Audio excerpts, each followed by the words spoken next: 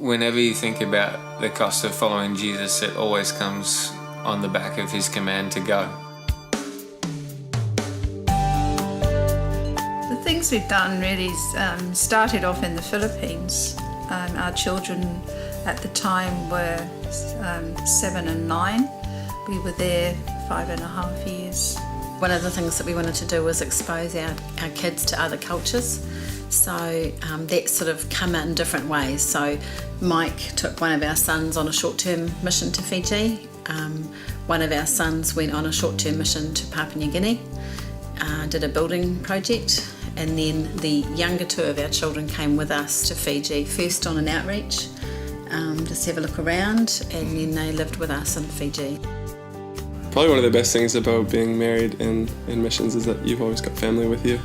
You don't have that long, you do miss the family that is back home, but you've got family here, and you've got a place that's home here, that we can start building, together.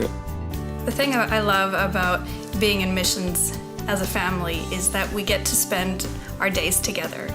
So, Shane and I will work together, we can go on outreaches together.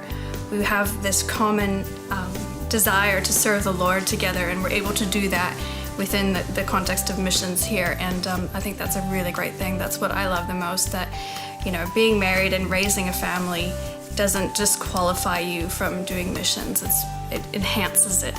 For us being new Christians, it was a time when we as a family could do everything together.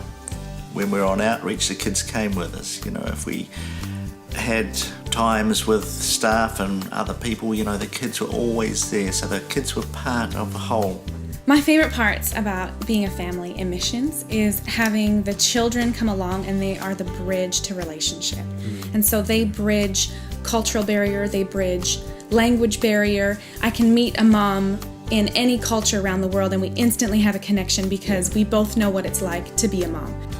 We love being in missions as a family because you go on epic adventures, like the kids have been on several outreaches with us.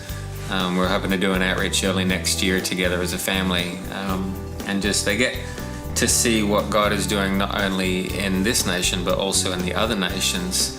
As Fijians, we come from a very family-focused culture, and being in missions, we've never felt like we've lost that because we're fully immersed in a family that is quite international, but we're still free to retain who we are and hold on to our values.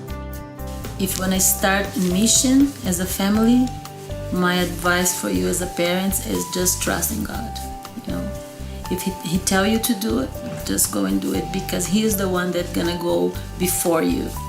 My advice for any young family that want to join missions is that you really have to hear the word of the Lord on this, because it's rewarding, but it's also challenging, and it's the word of the Lord that will keep you grounded. To a young couple who's debating whether or not they should jump into the mission field, I would say stop thinking about all the reasons why you shouldn't do it, and start thinking about why God is calling you into it and the benefits it has on their children and their family to be well-versed in cultures and well-versed in different ways of doing things. I think if you know, don't hesitate, go, because the more we hesitate, the harder it gets to go. But we took a step of faith, and Never regretted never regret. Some people have this idea like you should get married, have kids, and then go into missions, but I say don't wait. Just do it from the beginning and walk through it as a family. Regardless of the season, whether you've just gotten married or you're about to have a baby, it doesn't mean that your time in missions has to end, but it just makes it different. So I feel like I gained a lot from it, and I wouldn't trade it for anything. Whether you just got kids, whether you've just been married, whether kids are out of home, it's like come and complete the Marine Reach family with who you are.